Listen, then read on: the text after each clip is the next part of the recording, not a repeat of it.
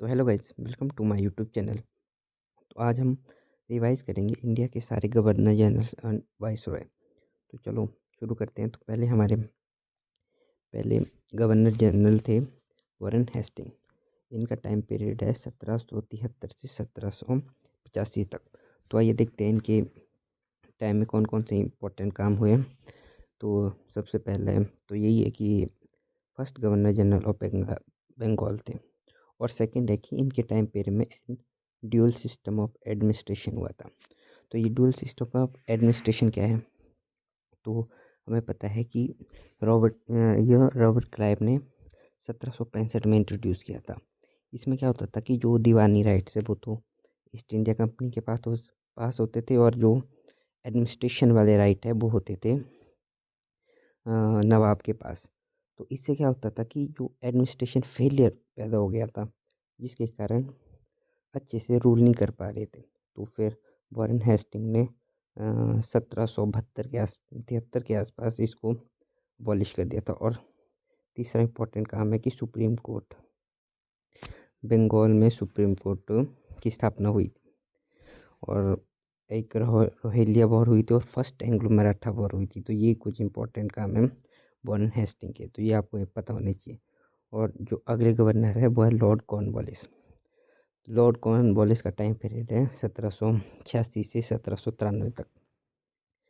तो इनका इम्पोर्टेंट काम है कि इनके टाइम फ्रेम में परमानेंट सेटलमेंट सिस्टम इंट्रोड्यूस हुआ था। परमानेंट सेटलमेंट सिस्टम एग्रीकल्चर से रिलेटेड है।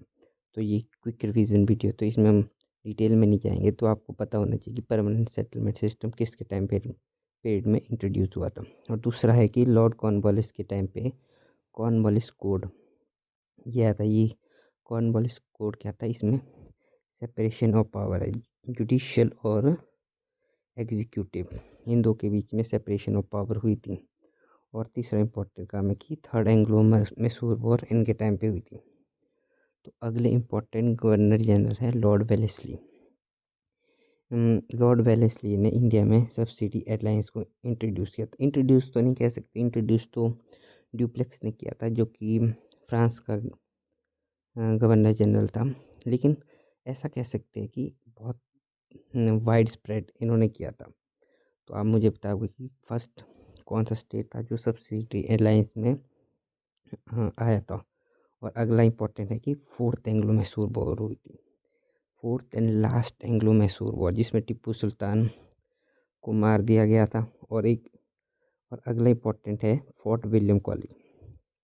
लगभग 1800 के आसपास फोर्ट विलियम कॉलेज की स्थापना हुई थी कोलकाता में। फोर्ट विलियम कॉलेज की स्थापना क्यों हुई थी, ये आप मुझे बताओगे कमेंट सेक्शन में। अगला इम्पोर्टेंट गवर्नर जनरल है विलियम बेंटिक। विलियम बेंटिक का टाइम पीरियड 1828 से 1853। तो इनके टाइम फ्रेम में आया था, कौन सा एक्ट आया था आप बताओगे? 1833 का एक्ट है, जिसने गवर्नर जनरल ऑफ बंगाल को गवर्नर जनरल ऑफ इंडिया बना दिया था। तो इससे ये first governor general of India भी बन गए थे। और इनके ही टाइम फ्रेम में आया था abolition of Sati. Abolition of Sati भी इनके टाइम फ्रेम में हुआ था। किस एक्ट से हुआ था? तो ये हुआ था बंगाल सती रेगुलेशन एक्ट ऑफ 1829 से। तो राजा राम मोहन राय ने भी बहुत इम्पोर्टेंट भूमिका निभाई थी इस एक्ट के लाने में। तो एबोलिशन ऑफ सती में उनका बहुत बड़ा हाथ है। और एक अगला है कि इंग्लिश एजुकेशन एक्ट 1853, ये भी बहुत इंपॉर्टेंट। ये भी आपको पता होना चाहिए कि ये किसके टाइम फ्रेम में आया था। तो हम एक एक के डिटेल में तो अभी नहीं जाएंगे, क्योंकि एक शॉर्ट रिवीजन वीडियो है। आपको हाईलाइट जो होते हैं ना हर एक गवर्नर जनरल्स के, तो ये पता होने चाहिए। तो अगला है लॉर्ड डलहौजी। लॉर्ड डलहौजी ने डॉक्ट्रिन ऑफ लैप्स को इंडिया में इंट्रोड्यूस किया था। तो जैसे कि आपको पता है कि जो रानी झांसी, उनको उनके स्टेट को भी डॉक्ट्रिन ऑफ लैप्स से एनेक्स कर दिया था। और इनको रेलवे का संस्थापक, टेलीग्राफ और पोस्टल सिस्टम में भी इनका बहुत इंपॉर्टेंट रोल था। तो आपको ये पता होना चाहिए कि इंडिया में फर्स्ट रेलवे, टेलीग्राफ और पोस्टल सिस्टम कब आए थे। तो फर्स्ट रेलवे कब आया था? ये आया था 1853 में। और कहाँ आया था ये आप मेरे को बताओगे। और एक और इम्पोर्टेंट है कि वुड्स डिस्पैच किससे रिलेटेड है, तो ये रिलेटेड है एजुकेशन से। यूपीएससी में क्वेश्चन आ चुका है कि बुद्ध स्पेस किससे रिलेटेड है, तो आपको पता होना चाहिए कि बुद्ध स्पेस किससे रिलेटेड है और ये कब किस गवर्नर जनरल के टाइम फ्रेम में आया था। अगला इंपॉर्टेंट गवर्नर जनरल है लॉर्ड कैनिंग। इनका टाइम फ्रेम में आप देख लो, तो ये last governor general and first voice Roy. Voice Roy कैसे बने, 1857 में आपको पता है कि फर्स्ट वॉर ऑफ इंडिपेंडेंस हुई थी, जिससे जो ईस्ट इंडिया कंपनी है उसको तो टाटा बाय बाय हो गया था और डायरेक्ट क्राउन रूल इंडिया में आ गया था।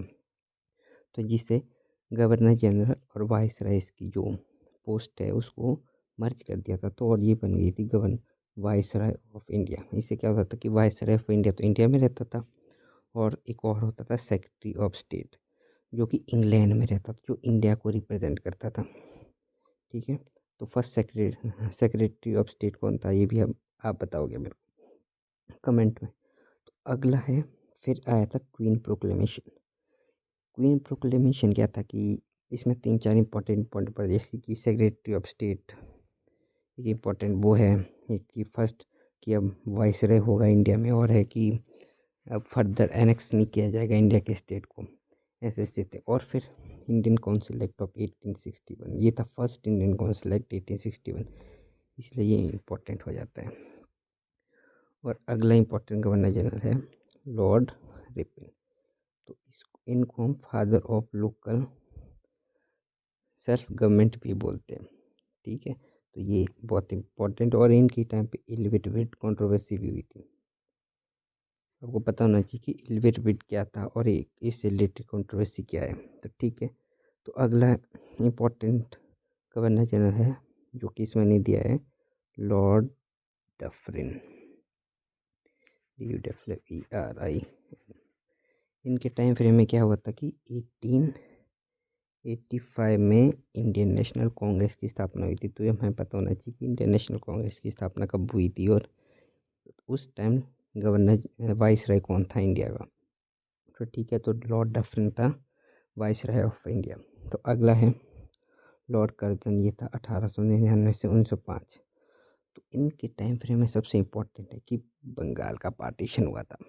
ठीक है, और इंडियन यूनिवर्सिटी एक्ट ऑफ 1904 ये भी आया था। ये इम्पोर्टेंट है क्योंकि इससे रिलेटेड क्वेश्चन यूपीएससी में पहले भी पूछा जा सकता है कि इंडियन यूनिवर्सिटी एक्ट कब आया था, तो हो सकता है कि फिर से पूछा जा सके। तो ये इम्पोर्टेंट है कि आपको याद रखना कि इंडियन यूनिवर्सिटी एक्ट कब आया था और किस वॉइस रॉय के टाइम फ्रेम में आया था।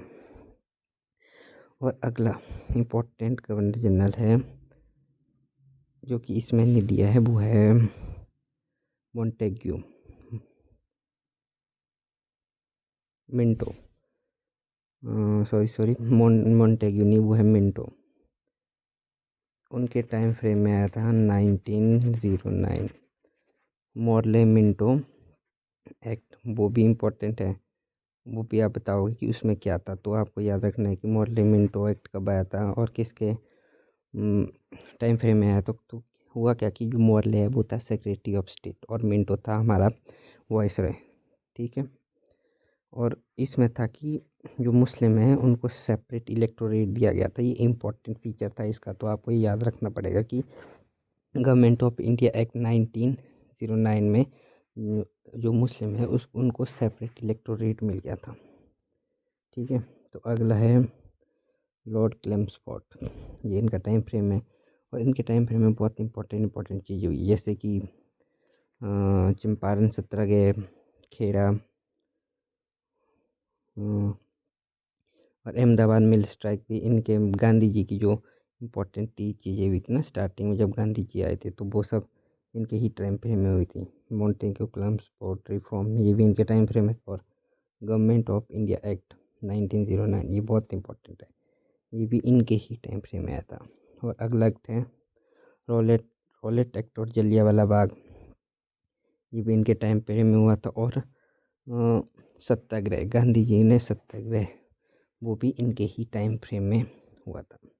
और अगला है लॉर्ड इरविन, इनके इम्पोर्टेंट काम है कि जो गांधी इरविन पैक्ट है वो इनके टाइम पे हुआ था। साइमन कमीशन जो कि 1928 में इंडियन पहुंचा था और 1927 में इसकी फॉर्मेशन हुई थी। इंग्लैंड से चला था 1927 में और 1928 में इंडिया में पहुंचा था। तो इसको काले झंडे दिखाए थे और साइमन गो बैक, ये तो आपने सुना ही होगा, इसके नारे लगाए थे। अगला इम्पोर्टेंट गवर्नर जनरल है लॉर्ड लिनलिथगो, 1936 से 1943 तक इनके टाइम फ्रेम में आया था। Government of India act 1935 most important. आपको पता है कि गवर्नमेंट ऑफ इंडिया एक्ट 1935 बहुत इम्पोर्टेंट है, तो हमारे को पता होना चाहिए कि ये है क्या और किस वाइसराय के टाइम फ्रेम में आया था। तो गवर्नमेंट ऑफ इंडिया 1935 में तो एक सेपरेट वीडियो बन सकती है, क्योंकि ये बहुत बड़ा है और बहुत इम्पोर्टेंट है, तो ये हमें पता होना ही चाहिए। और साथ साथ में क्विट इंडिया मूवमेंट, ये भी इनके टाइम फ्रेम में ही चला था। और इसके बाद जो इम्पोर्टेंट गवर्नर जनरल है, सॉरी वाइस रॉय हैं, वो है लॉर्ड माउंटबेटन। तो ये है इंडिया के लास्ट इंडिया के लास्ट वाइस रॉय। इनके टाइम हुआ था पार्टीशन ऑफ इंडिया और इंडिया को इंडिपेंडेंस मिली थी। तो आई होप आपको ये वीडियो इन्फॉर्मेटिव लगी होगी, और वीडियो देखने के लिए मेरे चैनल को सब्सक्राइब करें। थैंक्स।